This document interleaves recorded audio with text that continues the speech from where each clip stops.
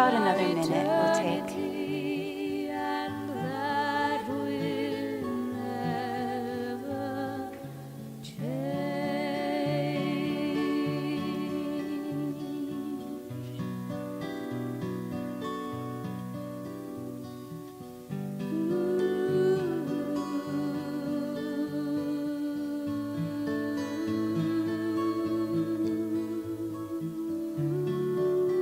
You can relax now. I am with you. You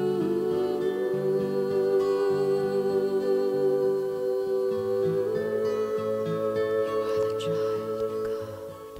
Okay, does everyone have a pretty good list? I'll let you finish that at home if you want to continue with it. I remember when I did it, I filled up the front and the back. So the theme this month at Lake Harriet Spiritual Community is knowing your purpose. And anytime I think about the idea of purpose, I automatically also think about the idea of identity and reputation. And I think about why are we here? And what is the meaning of life? And all those other wonderful existential crisis kinds of questions. And I think if we're going to tackle it all today, we're going to need more than an hour. But we can scratch the surface. When we think about purpose, I know that there are some people that they know what they're meant to be from the time that they're little, and they never waver. They knew they wanted to be a doctor, and nothing else ever changed their mind. And today they are a doctor, and they've lived their purpose, and it's simple.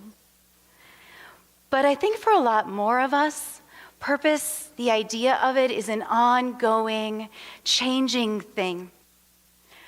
And I think we often wonder if we're actually living our purpose, or if we're just taking up space.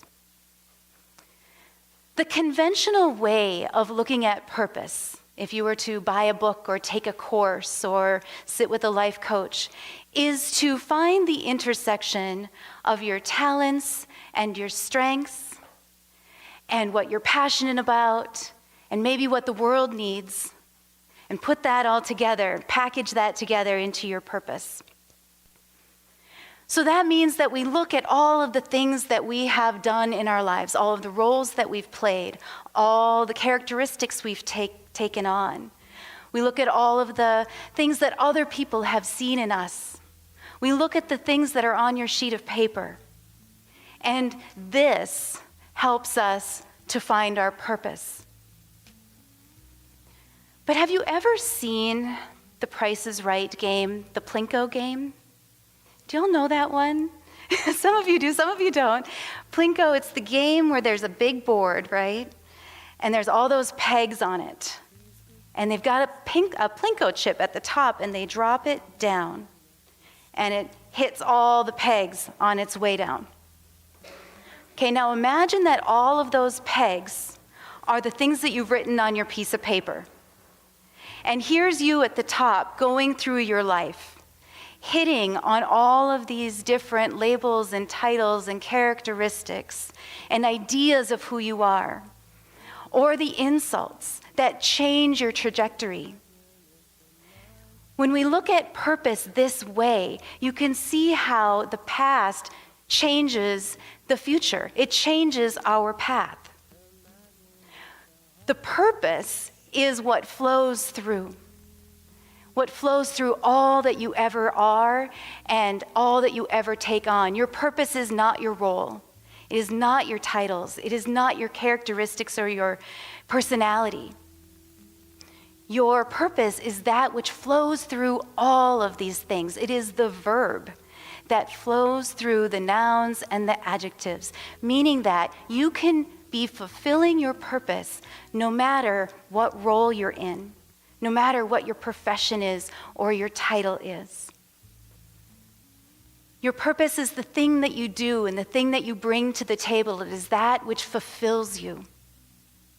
But can you see how this could limit you as well?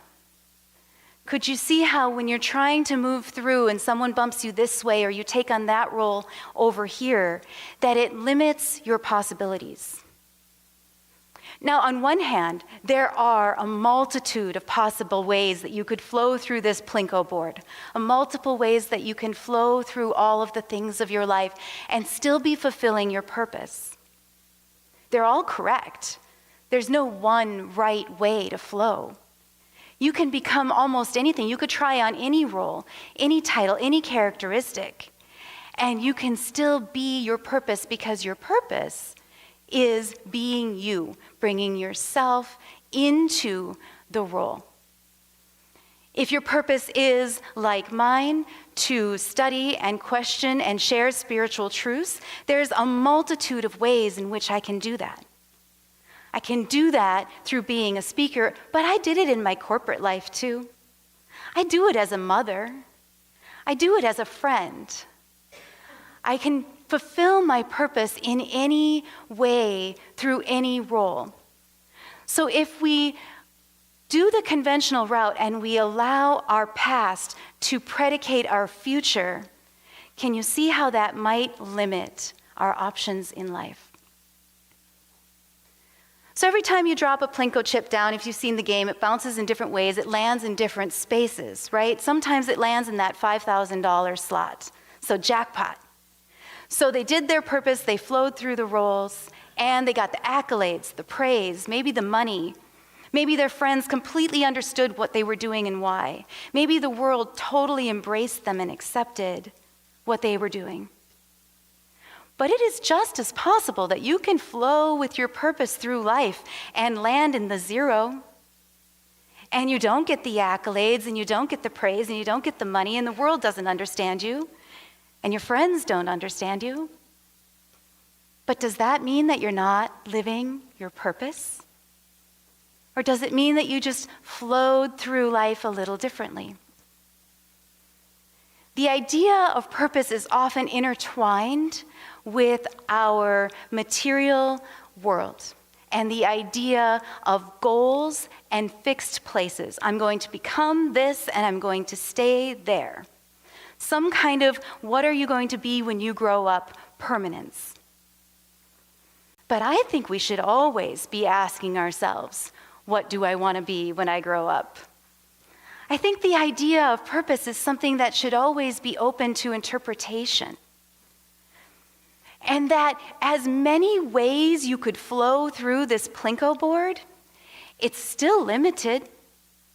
It's still a finite number of possibilities.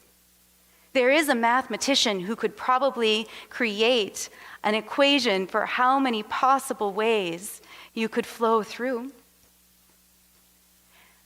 So if the things on your piece of paper reflect somebody who is a team player, who's amenable to change, flexible, easygoing, easy to work with, let's just say, how are you ever going to find that your purpose is actually to challenge bureaucracy, knock down hierarchy, or challenge the status quo itself? It's not going to be available through this particular lens. Those attributes limit that. If you've always been told that you are so kind and so polite and so gentle, then how will you ever find the purpose that's asking you to step into your righteous anger?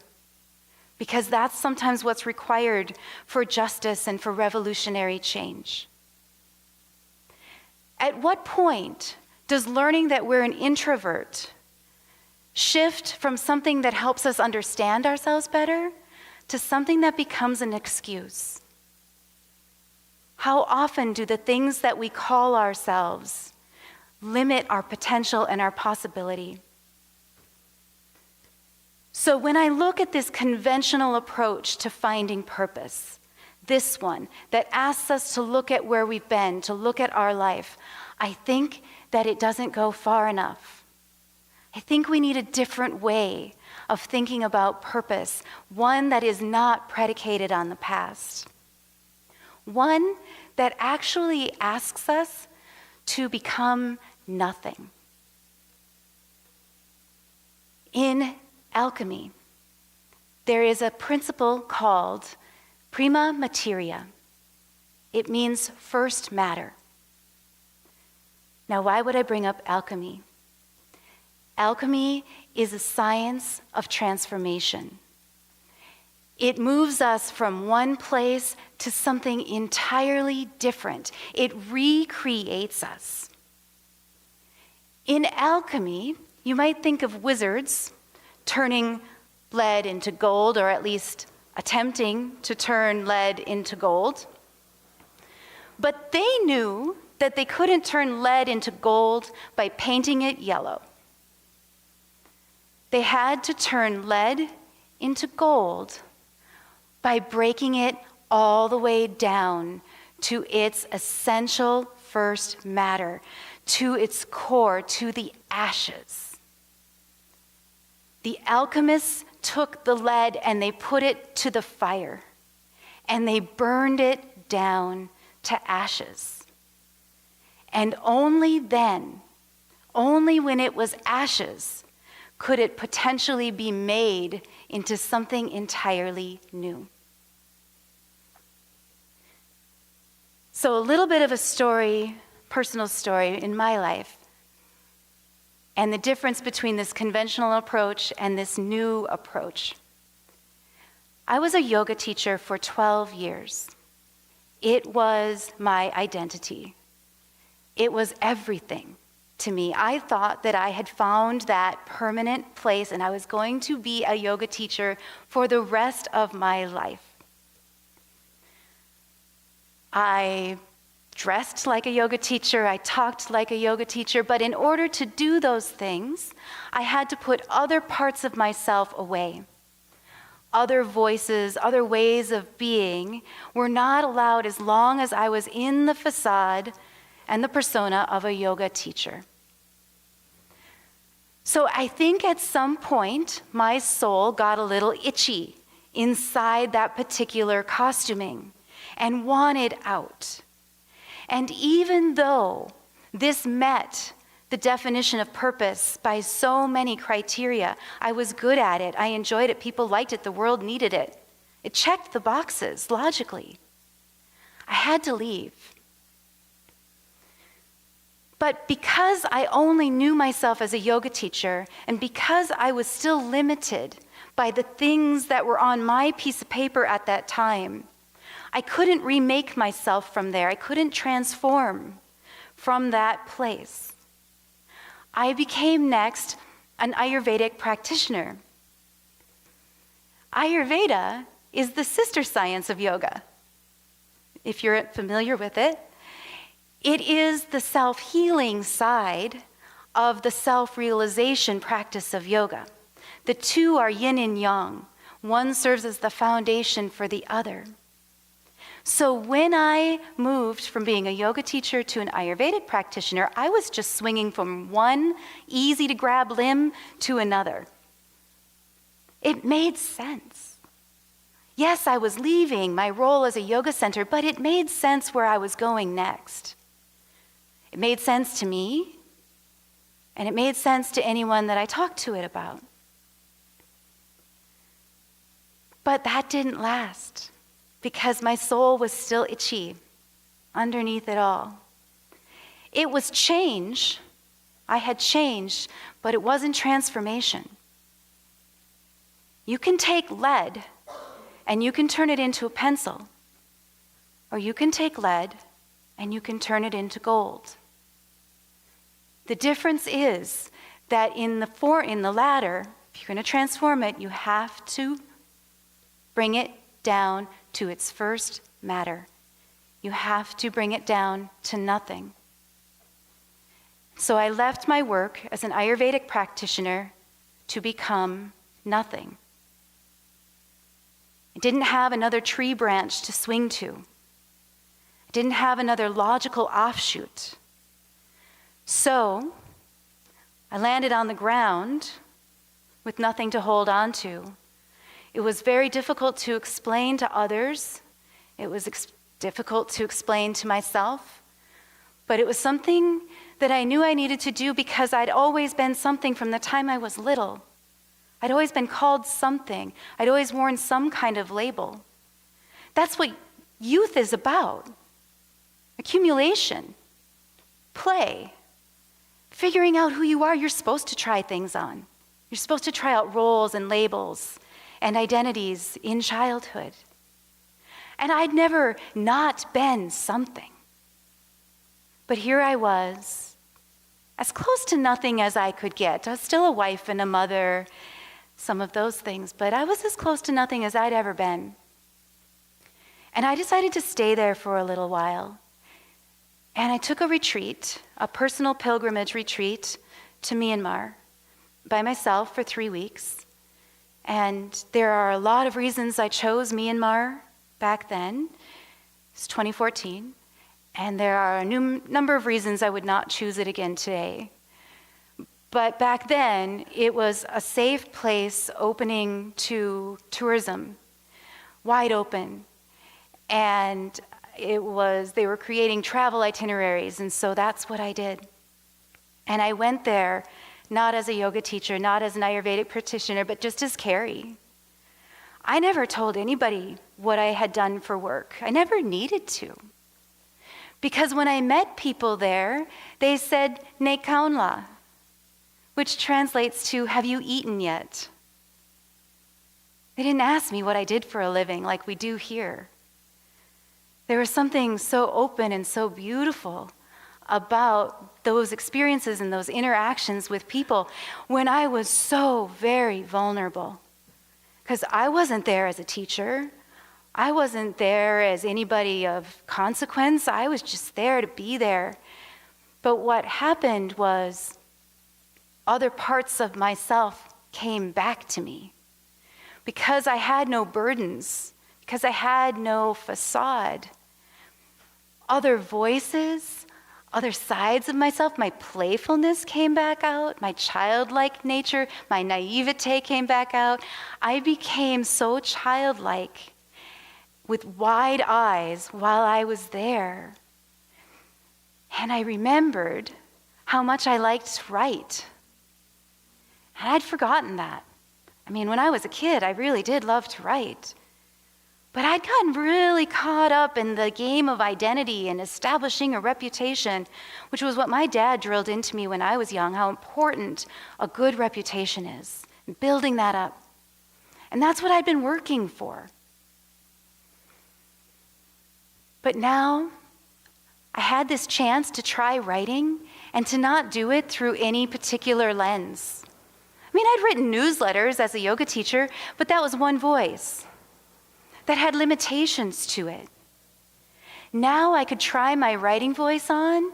I could try out my angry voice, my sarcastic voice, my sad voice, my grieving voice, my meditative voice. There were all these other voices inside me that had been set aside as I built up my yoga teacher voice.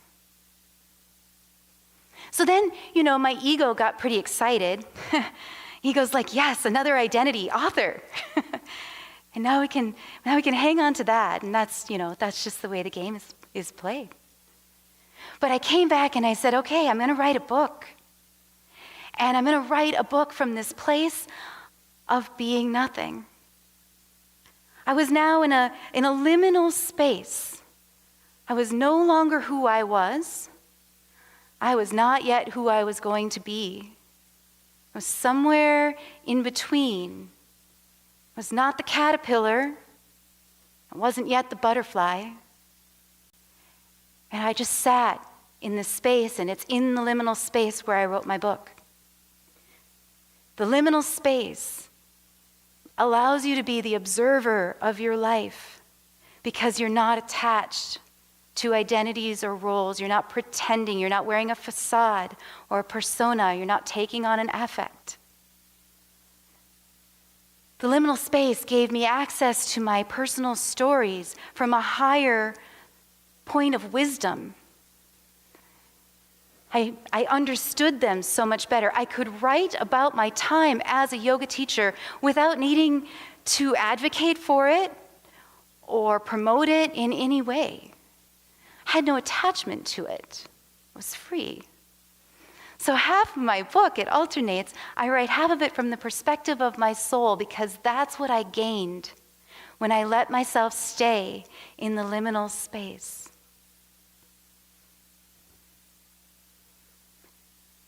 Early life is all about accumulation. Later in life, we are supposed to start letting go. We're supposed to start practicing who we are without all of these attachments and ideas, without all of the things that you've written on that piece of paper.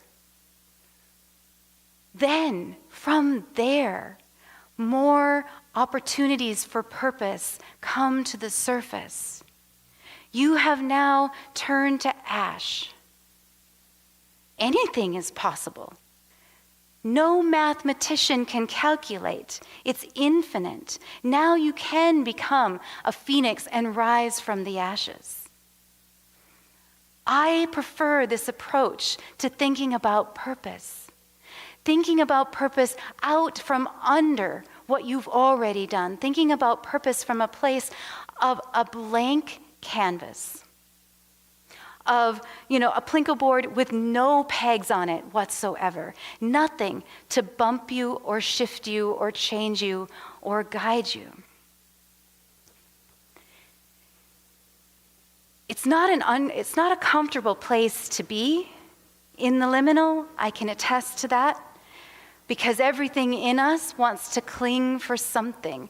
We have been cultured into the idea that we have to prove our worth somehow. We have to prove that we have a right to be here in the world. And what I learned in Myanmar was that they were going to feed me and take care of me, and they didn't even know what I was offering in the world. It was just because I was there, because I showed up as my whole self.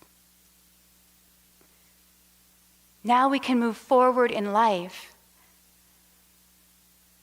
with access to all the voices within us, with access to all of the potential possibilities.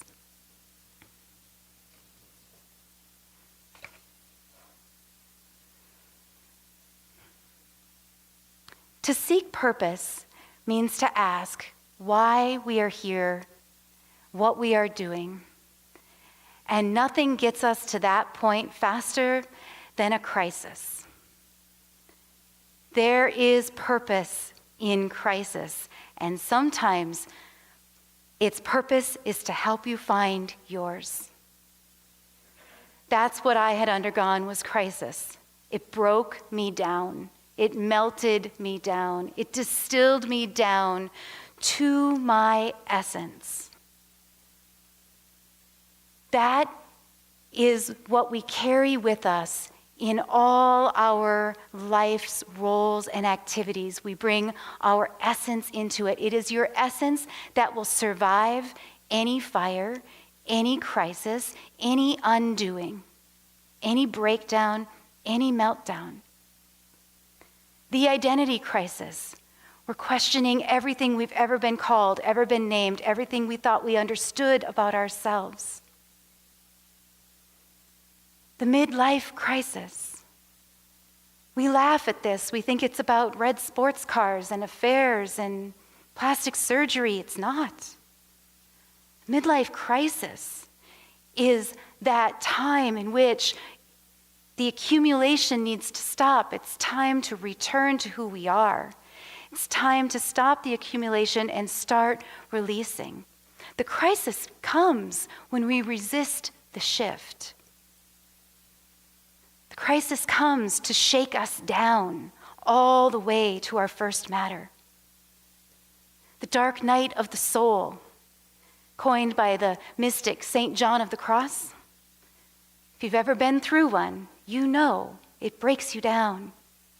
It takes away your belief structures, and everything you think you know is true. But you know what it grants you? It grants you an opportunity to see what you could become when everything else is gone, when only your essence is left. There is a great poem by Fernando Pessoa, and it goes like this. I am nothing. I'll never be anything. I couldn't want to be something. Apart from that, I have in me all the dreams in the world. So I want to take that line by line because I think it is so powerful and it's so transformative just within itself. That first line, I am nothing. Now, if that's all he wrote, I think we'd be a little worried, right? Our natural instinct would be to say, no, of course, you are. You matter, you're important, you're valuable. We'd want to console.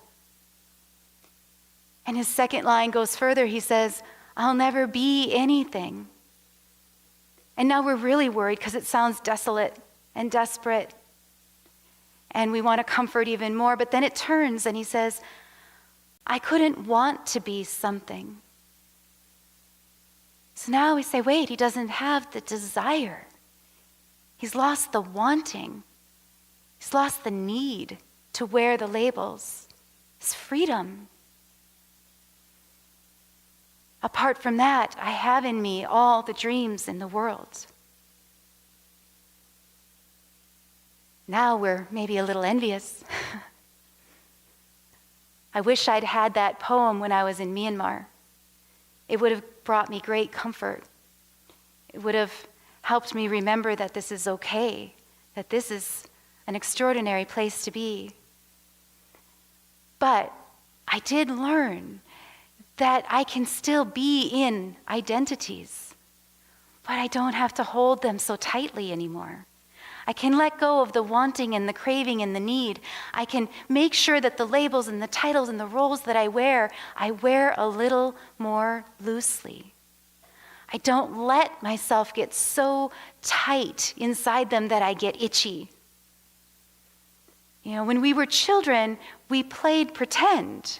We role played. We wore the doctor's stethoscope, and then we put on the superhero cape, and then we played house. And then at the end of the day, what did we do? We took those things off, and we returned to our wholeness. And then when we were with our family and friends, we were whole. We didn't come to them still pretending to be the doctor or the superhero, right? But then something happens in life, and we started to take ourselves more seriously. And then we never took the stethoscope off. We never took the cape off. And it became part of us, and it became, well, as they say, our mask became our face. And there was no separation anymore. So I invite you, if you ever have a time in your life where you feel like things are falling apart, where you feel like you're melting down, you feel like you're having an existential crisis, I invite you to see the opportunity in that space, as challenging as it is, that you might recreate yourself into something new. Because after the breakdown stage, which is the first stage of the alchemical process, and after the second stage, the liminal, there is the third stage, and that's the rebirth.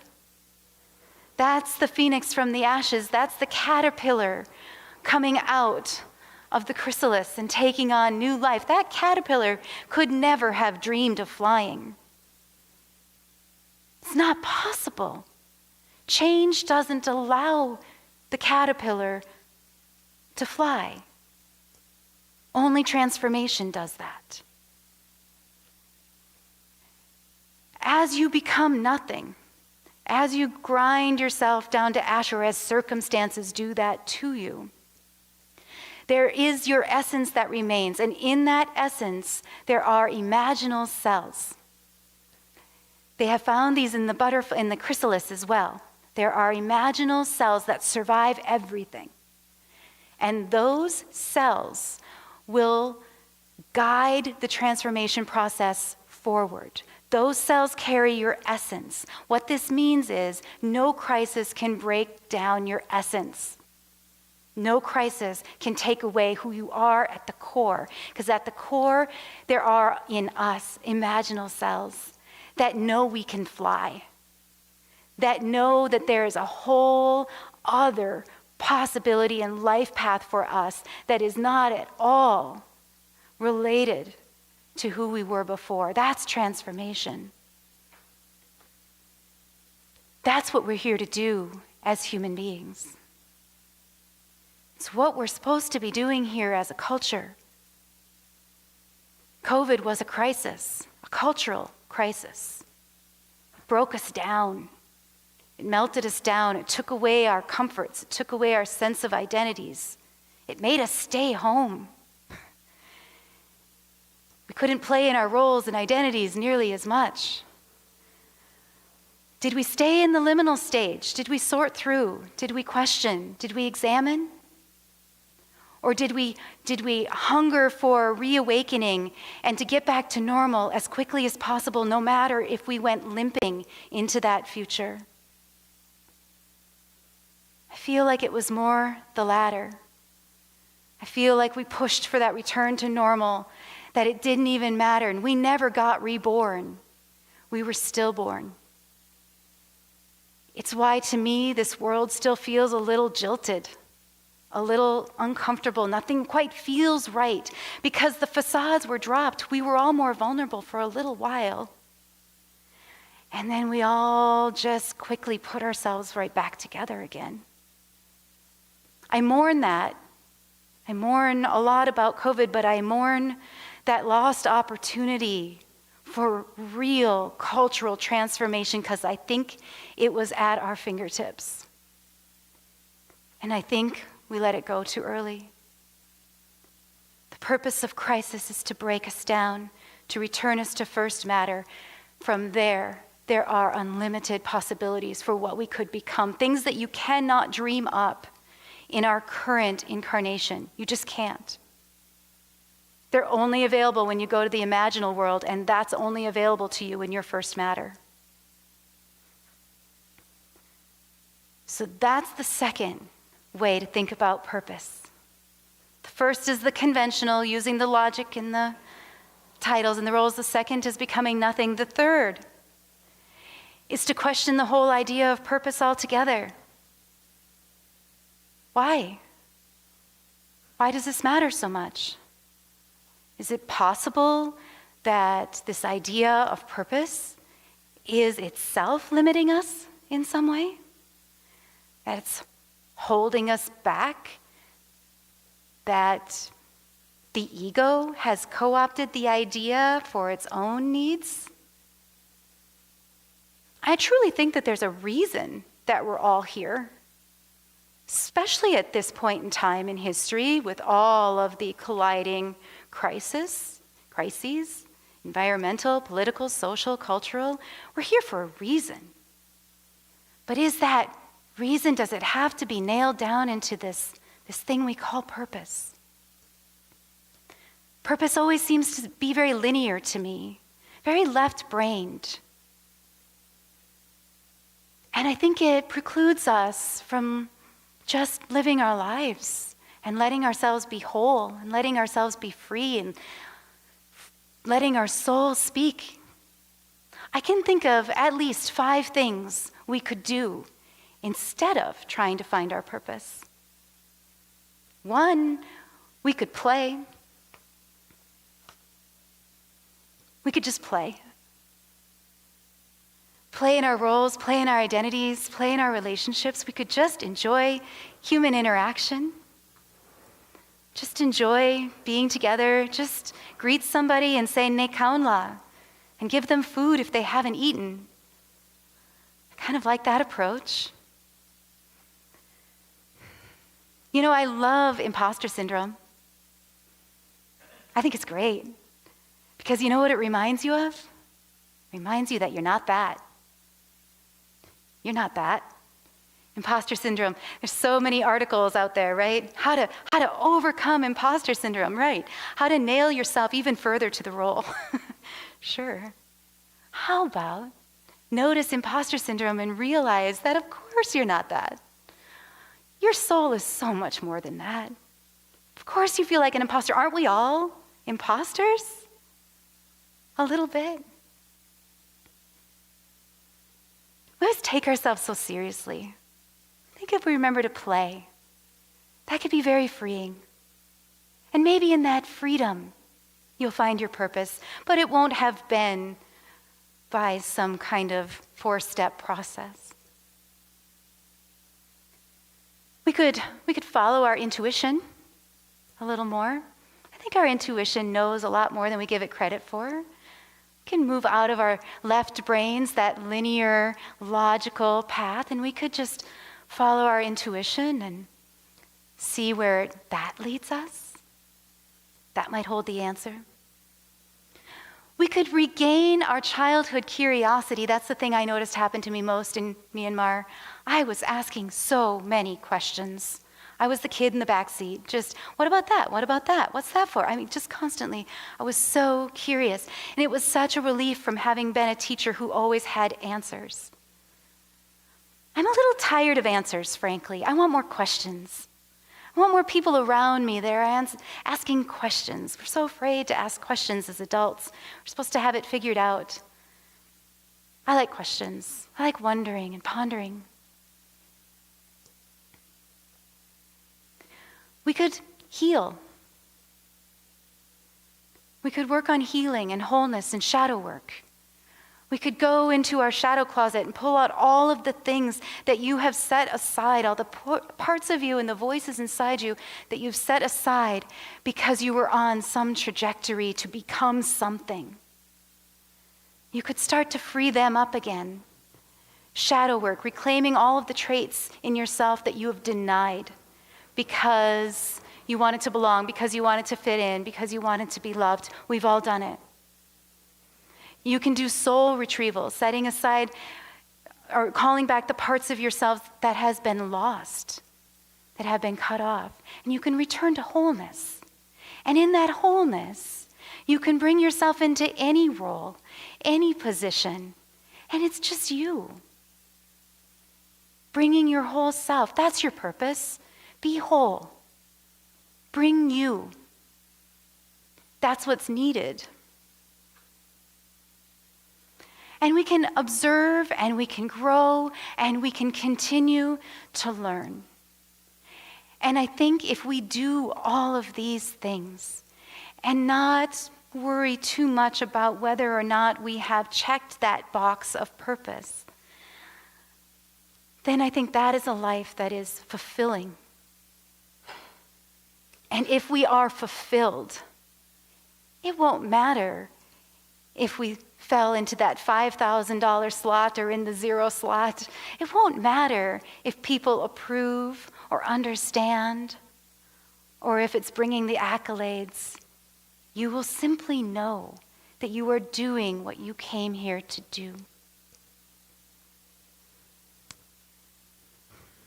I want to end with a quote from one of the best movies on this idea of purpose that I think exists.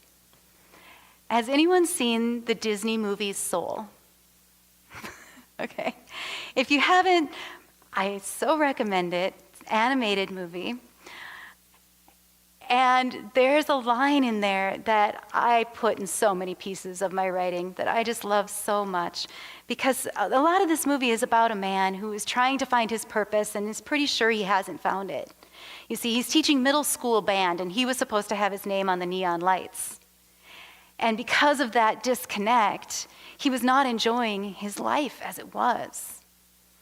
And through the eyes of another soul, he sees his life differently.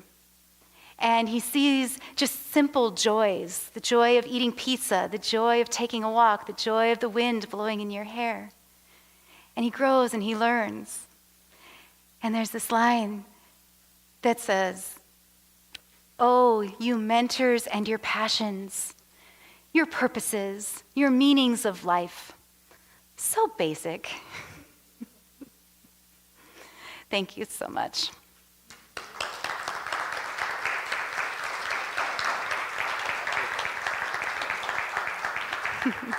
That was terrific. May I ask a follow-up question? Other people may be thinking what I am, and first of all, this is terrific, and that's what we want to do. But then when we're sitting there, maybe in some of those darker, seemingly darker moments, where the ego is screaming at us that we aren't this and we aren't that, some of the things that some of us may have written down on our worksheet. And we know on the other side of this is our soul. Do you have any tips or ideas on how we quiet that mind that's shouting at us so we can do this work to find the soul, that peace that already exists inside of ourselves? Mm-hmm. It's probably a 1-hour question. Mm-hmm. Do you have a 30-second answer? I do. I mean, I think I don't try to quiet any part of myself because that part gets to speak too. So in that situation, what I would do is create dialogue with that ego or that part of ourselves and let it speak, because those concerns and those worries of the ego are worth our attention. So to suppress it or to silence it is just another way of closeting it. Yeah, that's great. So, yeah. So just be there and experience it. Yeah, and let it wash through and don't resist. Write the questions down, talk the questions down, play with them. I mean, one of my favorite ways that I came to own my own anger, because as a woman, you're kind of raised to not express anger, and then it builds up, right? And so as I learned to embody my anger, one of the exercises I did was to sit across from my imaginary anger and embody it and write notes back and forth. And we created a dialogue. So I said, well, why do you need to do this? And said, well, I haven't expressed this and I haven't expressed that. And we went back and forth and created a dialogue, and now we're friends. So. That's terrific. They say don't listen to those thoughts. Speak thoughts. Use that conscious mind to speak that which you want to be and to experience in life. Mm-hmm. Thank you so much. How do people find you if they want more information? I'm all over the web. So my books are out here. I'll be out there afterwards if you want to chat. I've got a website. I'm working on a second book, hopefully publishing sometime next year. It will have this theme of alchemy in it. So if that was interesting to you, definitely take a look for that. Keep an eye out for that. KeriMangis.com? Yes, KeriMangis.com. Fantastic. Thank you so much. Please, a round of applause. Oh, you have a question? Did you have a question? Okay. Let's. I looked up the website and got this reflection journal off of your website. Yeah. A free journal, and I was wondering if I could get you to autograph it. I absolutely will. Yes, and I would, and actually thank you for bringing that up, because on my website I do have a free PDF and a reflection journal on transformation, human transformation. So thank you for bringing that up, and I would happily sign it for you. Oh, that's fantastic. Thank you so much. Thank you. Okay, now it's time for our donations. We are a volunteer organization here, so your contributions are greatly appreciated so that we can, the reason to keep the doors open and the lights on is so that we can do things like we did here today and to serve each other and to love and to be part of this wonderful community.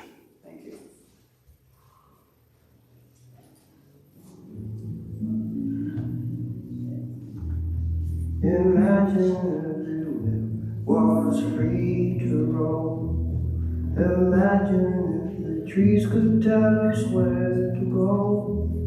Imagine that the sun could fill each lonely heart.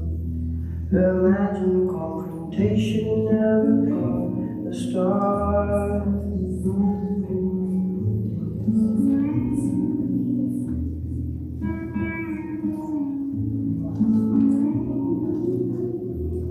Imagine things were always crystal clear. Imagine if the mind never interfered. Imagine if the flight with broken wings. Imagine if the heart could shed its skin.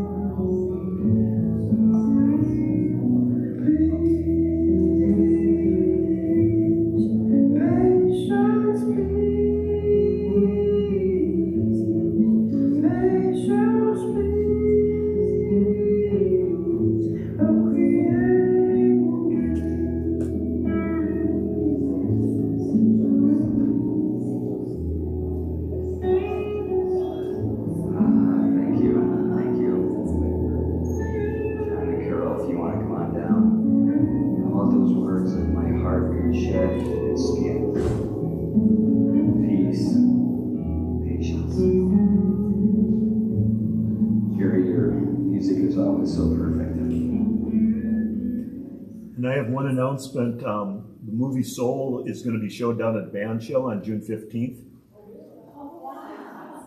The movie Soul will be shown at the bandstand on June 15th. Yeah. Keri, do you know what time? It's usually at dark. What dark? At about 9 or so. Hey, we'll all meet there. We'll have a party. A soul party. That's terrific. All right, if you could please raise your hands and repeat with me. God's perfect love flowing through me blesses and multiplies all that I give, all that I receive, all that I am. Wow. That's right. She's doing this. I like that. That's wonderful. May I ask why you did that? Just to include the universe. Just to include the universe. To include the universe? Yeah. That's fantastic. Okay, well, we're at the end of this wonderful time together. We're going to have our closing circle now. You want to please come together and maybe somewhere in the middle aisle there, if somebody wants to take charge and create a circle here. We thank you for being here today. You are special, you are unique. And we wish you all a blessed week.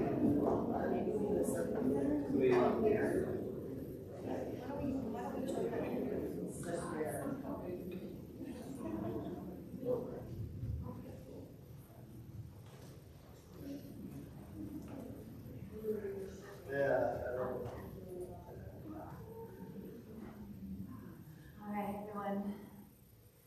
Let's just close our eyes here for a moment and feel into our bodies, starting with our feet, just feeling them rooted on the floor.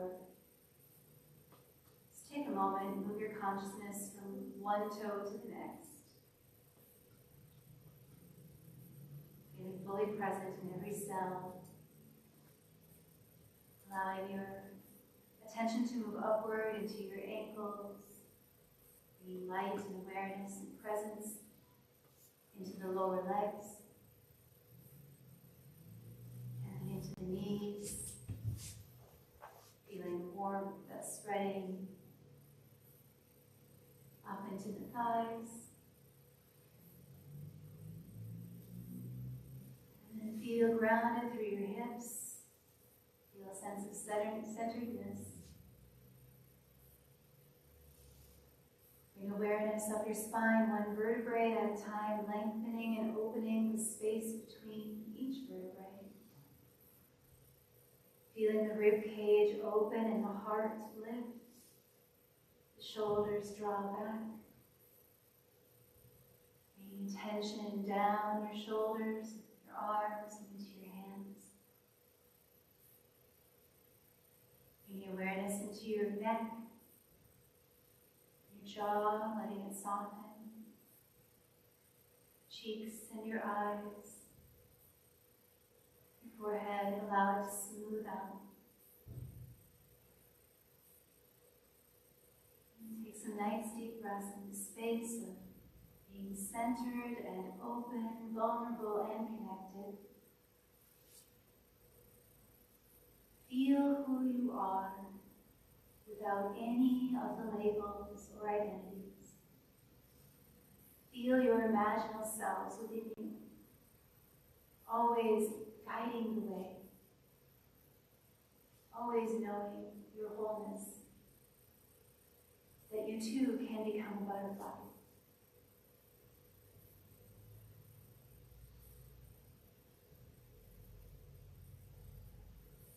And gently bring your hands together in front of your heart. Thumbs gently resting on the breastbone. Namaste. Thank you, everyone.